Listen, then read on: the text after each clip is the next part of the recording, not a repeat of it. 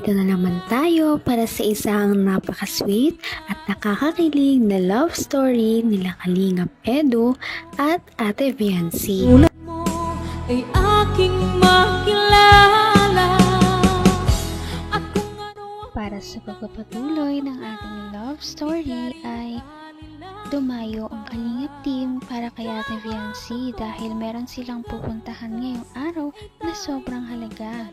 Ito nga ang pagpapatuloy ng kanilang pupunta sa amusement park. Sobrang layo talaga ng kanilang biniyahe dahil halos 10 oras daw sila na bumiyahe patungo sa kanilang pupuntahan. Nung sila ay umalis ay may liwanag pa. At nung makarating sila doon ay talagang gabi na. Kaya naman sana ay worth it talaga ang kanilang pag-alis at yan ay mapapatunayan natin sa video na ito. Marami din tayong magsusubayawan ng mga kilig moments ng EDC Love Team, kaya naman yan ay inyong aabangan.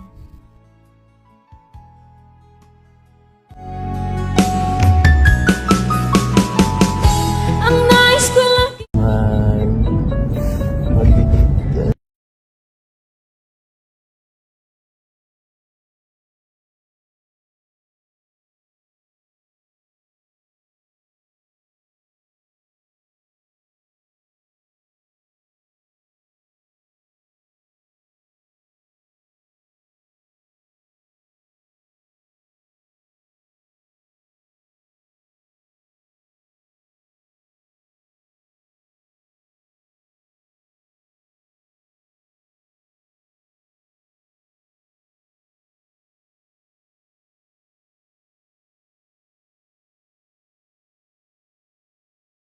Bukas na lang po kami magala kasi gabi na. At antok na ang lahat eh, wala nang energy.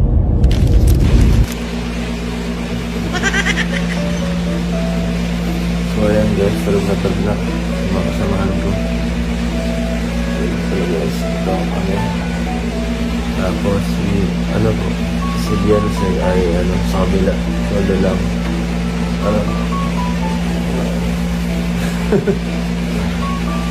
Kami na sigurado. Sana mag-enjoy sila lahat sa gawin natin.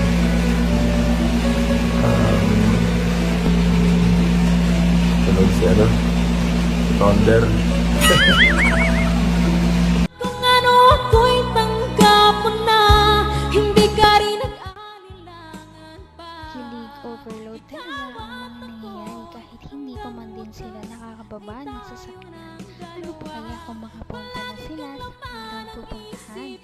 Ngunit bago sila makarating doon ay syempre gumabi na at nagpahinga na muna sila. Ikaw lang ang tinitipon. Tunog si Thunder.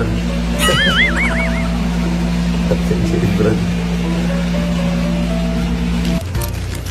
So ayun mga kalingap, tapos na po kayo mag-asikaso. Tawagin na po natin si Kuya Bossy. Ay Kuya. Tara na Kuya, at nakasikaso na po kami. Nasilip mo na ba? Si wifey mo? Base na ba yun? Di ko rin alam kung naka-base na siya eh. Walang tinanggal na namin yung mga gamit namin. Binaba ko na yung maleta. Mga alas 6 sila pati eh. Dapat tanda tayo kasi eh. Nag-ahabol din tayo sa oras. Ngayon eh. Hindi naman tayo dito. Mabisita lang talaga tayo dito eh. Hindi naman tayo talaga ma-stay. Dito naman tayo. Gusto ko lang talaga dito makita yung lugar at na-miss ko na yung lugar. At siyempre, para makita rin yan. Room service! Galit. Room service!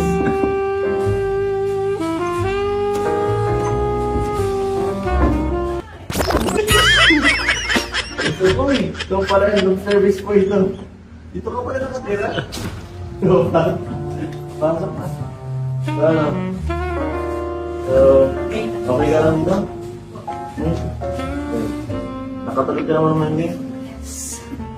Atensya na ha, dito lang tayong tulog kasi yan lang kinayanan ng budget ko eh. Wala kasi tayong Naman ang bawat panaginip ko, ikaw lang ang Dito ay biglaan din lang talaga kaya naman masiramin ang mga trip kapag hindi masyadong pinaplano at biglaan pa nga na kasama si Ate Viancy. Hindi kasi alam ni Kalingap Edu na makakasama ang dalawa kaya na-surprise na talaga siya napagkasundo nila na nandoon si Ate Fiancé. Dito lang tayong na tulog kasi yan lang kinayanan ng budget ko eh. Wala kasi tayong sponsor eh. Solo lang. Hindi ka rin ang pwede ngayon. Ang ganda pa nga ito dun sa kwarto ko. Pero siyempre, siyempre nakakapagano kasi hindi ito bongga kagaya ng mga binibigay ng mga sponsor sa atin na tinutuluyan, hindi karaniwan. Simple lang ito eh. Murang-mura lang ito eh. So, baka hindi ka naman dito nalungkot. Bakit? Ang solo-solo ka lang dito eh. Kami dun, 5 kami dun, siksikan kami dun. Siksikan mo kami dun, tapos ikaw dito. Solo ka lang. Baka, na-homesick ka dito kagabi, baka di ka nagkatulog. May music. Nga pala, baka nagsisi ka na yan at syempre, sumama ka sa akin dito sa pagpunta ka dito. Hindi ka nagsisi na. Gusto mo malaman ko ano yung mga Dating ginagawa ko dito. Mga kalokohan. Joke lang. Hindi wala kang yan. Siyempre, malayo ka sa pamilya mo ngayon eh. Hindi ka gaya ng nakaraan. Nag-update ka? Buti naman. Update na. Baka ma-miss ka ng pamilya mo eh. Siyempre, baka ngayong taon, baka dito ka magbagong taon. Joke lang, hindi. hanggang wakas ay tayo ng dalawa. Palagi kang naman ang isip. Nakakatuwa naman dahil kahit na nagkakaroon sila ng kasiyahan sa ibang lugar, syempre, naalala pa rin ni Kalingap Edu ang pamilya ni Ate Fiancé. At syempre, doon nga ay pinagsasabihan niya pa rin si Ate Fiancé na mag-text o mag-update man lang sa kanyang pamilya para hindi daw ito mag-alala. Napaka-sweet. Maging magsama ang panahon. Sana magsama pa na, sana maging perfect ang lahat. Kasi, baka mapahiya ako eh. Sabi ko pa naman sa'yo, maganda dito.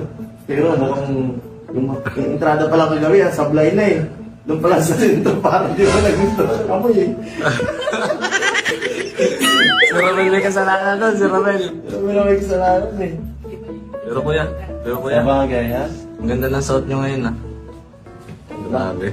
Parang black, Sigurado naka-black ka ba kasi tayo, rights tayo eh. Sigurado baka kung tagsay ka ng damit. Hindi ka mahirapan yan. Okay, siguro may jacket naman ako, papahirap na lang kita. Papahirap na balik, papahirap na lang. Tara. Hanggang gantong oras na lang tayo. Ay. Sige na. Ang bibat ka. Isang taon titira dito. Ano na yun?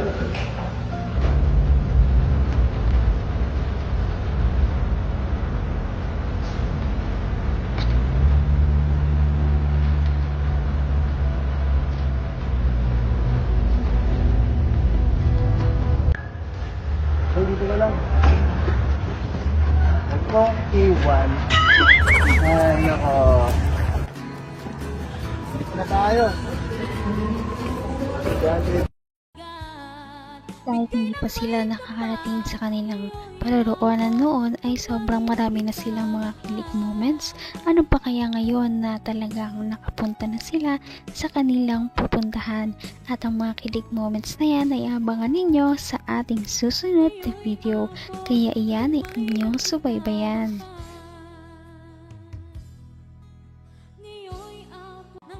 Napaka-sweet talaga nila at napakabait ng tambalang ito kaya maraming sumusuporta.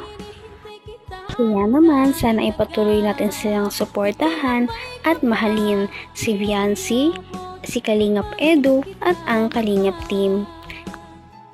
Yun lamang at maraming salamat sa panonood. Abangan natin kung magkakatuluyan ba talaga si Kalingap Edu at Fiancé. Hanggang sa muli! Bye! Ngayon'y abot